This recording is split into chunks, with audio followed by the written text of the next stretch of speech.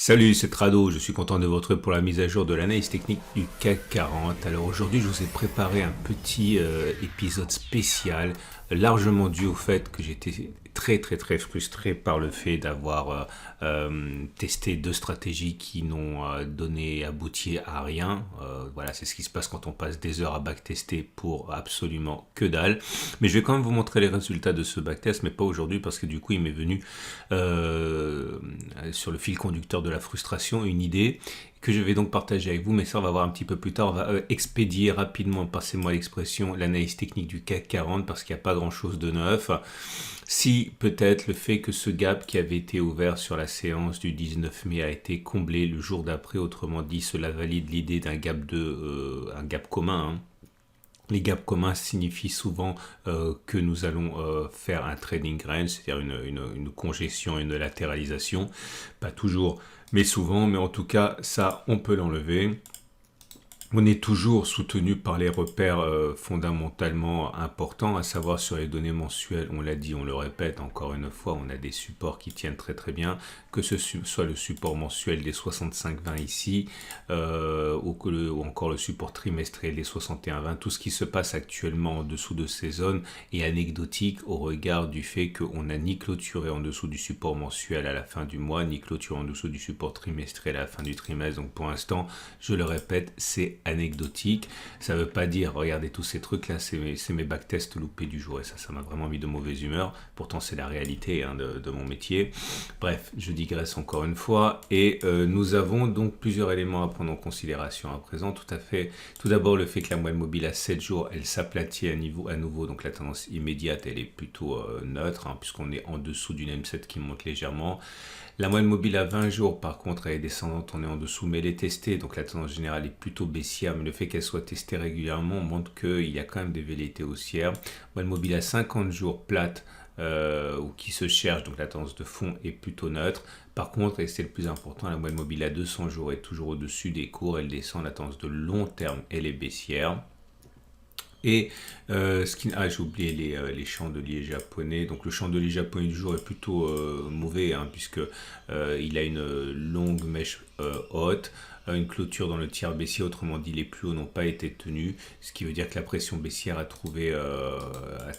pris place, hein, au cours de la séance. Si on regarde pour l'instant les bougies Aiki Nashi, c'est pas aussi bon que ça a pu l'être, parce que vous savez, j'ai déjà expliqué que on tient compte de la bougie précédente pour le calcul de la bougie Aiki Nashi, et étant donné que les deux dernières séances ont été plutôt mauvaises, on est sur un régime de bougies rouges comme ça. Et à noter quand même que la bougie en question, hein, du jour n'est pas aussi baissière que la bougie précédente, puisque on a une bougie avec une mèche haute et une mèche basse, donc c'est plutôt de l'indécision, mais c'est pas haussier pour autant, hein.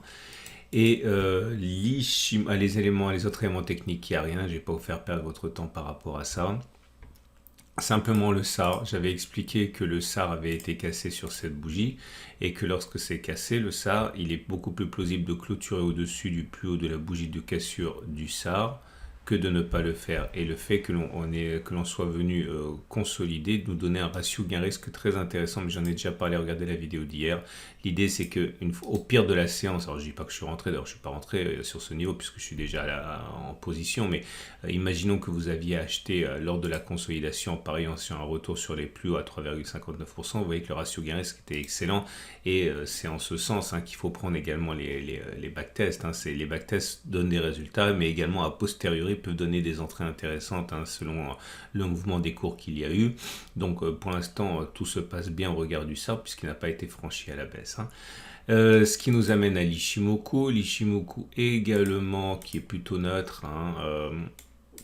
Maintenant je dis une bêtise, j'avais pas remarqué ça tout à l'heure. Regardez, hein, ça y est, il y a un twist, hein. Il y a le twist du nuage qui a eu lieu. Alors ça c'est un peu embêtant parce que c'est un twist baissier, hein. C'est selon mon code couleur, quand c'est haussier le nuage est bleu, et quand c'est vert le nuage est quand c'est vert la tendance est baissière, comme c'est le cas ici. Alors ça veut dire plusieurs choses, hein. Ça veut dire que c'est pas bon, mais ça veut dire également que dans un régime où on a cessé de twister, retwister comme ça ne fait que confirmer en fait, hein, l'idée que la tendance elle est neutre au regard de l'Ichimoku, hein. Donc j'accorderai n'aurait pas trop d'importance tant que l'on reste globalement dans ce régime de trading range, hein. Donc c'est à retenir que c'est moins bon qu'hier, forcément avec un twist baissier du nuage, mais ça reste avant tout pour moi un régime de trading range tendance neutre, hein, pour l'Ichimoku.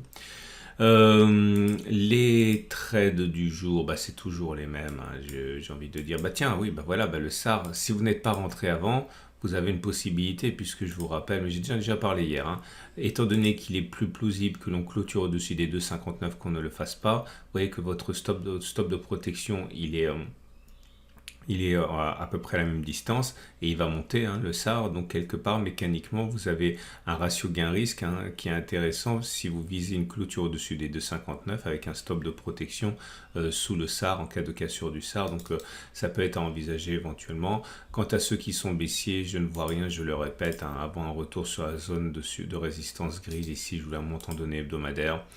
C'est ici, voilà, c'est une zone de support qui a été cassée, qui a changé de polarité, c'est vraiment manifeste sur les données hebdomadaires.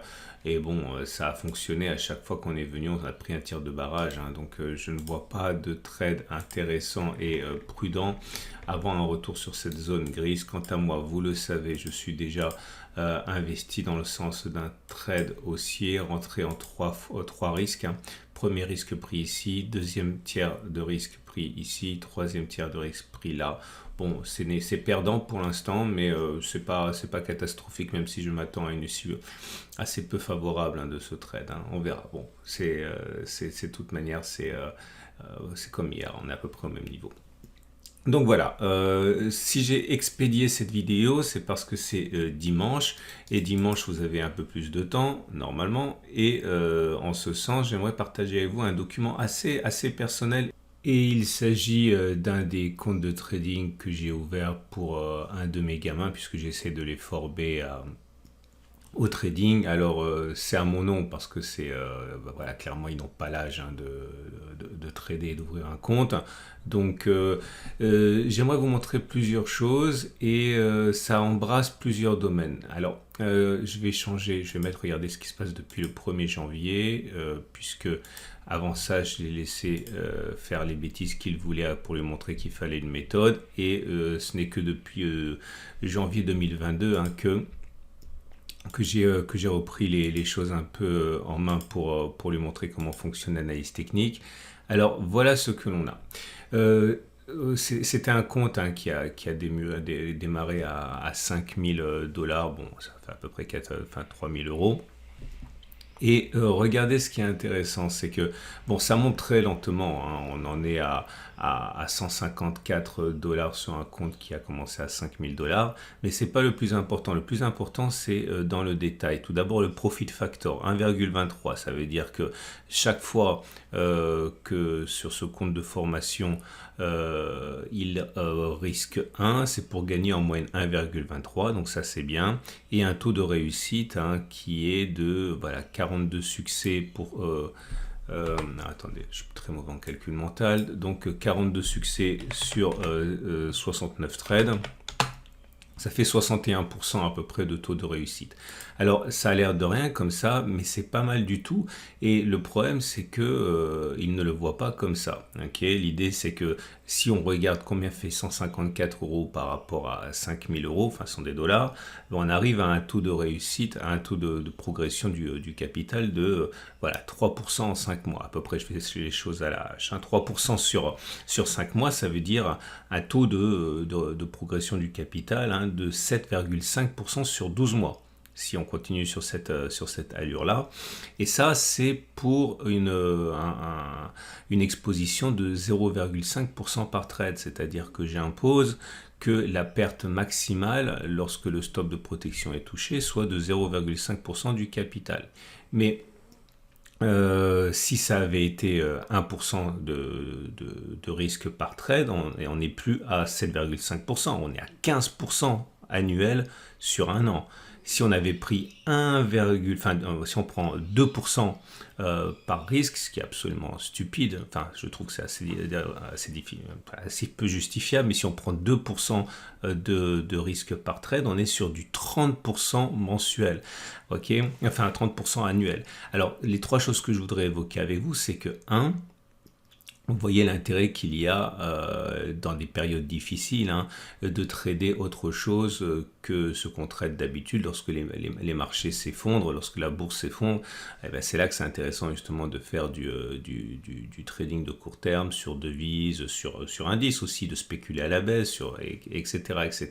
Okay, ça permet de lisser des performances globales des marchés assez catastrophiques, puisqu'encore une fois, il faut bien comprendre que le CAC 40 ou les indices perdent 10, 15, 20, 25% sont les indices sur la même période. Donc là, ça permet de lisser.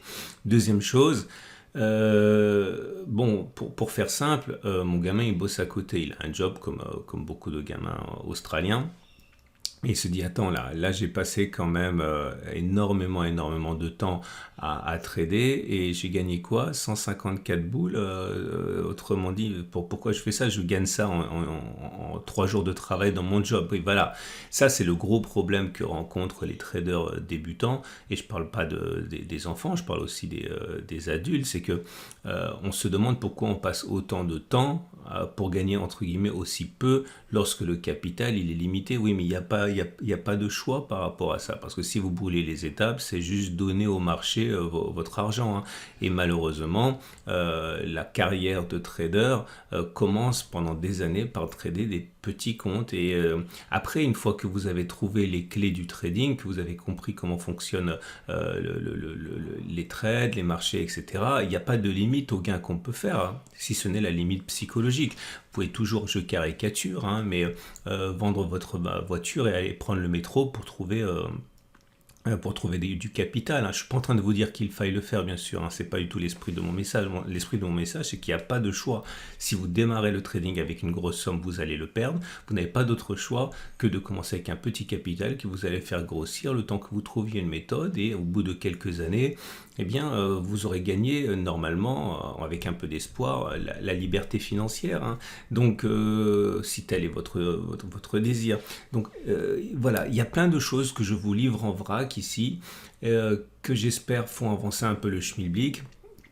Et donc voilà, c'est tout ce que j'avais à dire par rapport à ça. Je pense que c'est intéressant quand même de voir que le questionnement auquel vous êtes soumis en tant qu'individu, à savoir la difficulté qu'il y a de trouver de la motivation lorsqu'on en investit petit sur des premiers comptes, eh bien, j'espère que vous allez réussir à dépasser ça avec cet exemple très très concret, puisqu'encore une fois, mon gamin qui est mineur gagne plus que sur 5 mois de trading en travaillant, en vidant des assiettes au restaurant pendant 3 heures, quoi. Donc, enfin, je caricature à peine. Donc voilà, c'est normal, mais il faut ce qu'il faut. Une carrière de trader, ou alors une carrière semi-pro de trader, ça passe par ça. Il n'y a pas d'échappatoire. Pendant des années et des années, votre job vous rapportera ce qui vous permet de vous faire vivre, et votre trading, ce sera anecdotique par rapport au temps investi là-dedans. Ok, voilà. Bon. Ça me fait penser d'ailleurs que j'ai un créneau qui s'est libéré pour juin en coaching. Ok, bon, j'en ai déjà parlé, j'en reparlerai plus tard, mais c'est les séquences de 2 heures de coaching perso. J'ai un créneau qui s'est libéré en juin, si ça vous intéresse. J'en parlerai la prochaine fois.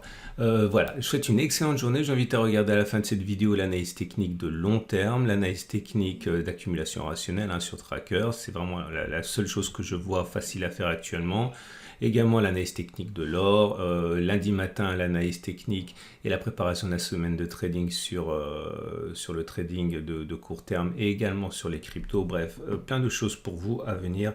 Bonne journée et à demain pour la mise à jour, et mardi, webinaire spécial avec IG, avec mon partenaire IG et mon pote Alexandre Baradez, que vous connaissez bien. On va essayer de baliser le terrain sur ce qu'il faut attendre des semaines et des mois actuels, en particulier jusqu'où la baisse des marchés. Bref, ça sera mardi, lien à suivre. À très vite pour une autre analyse technique, enfin pour une autre vidéo.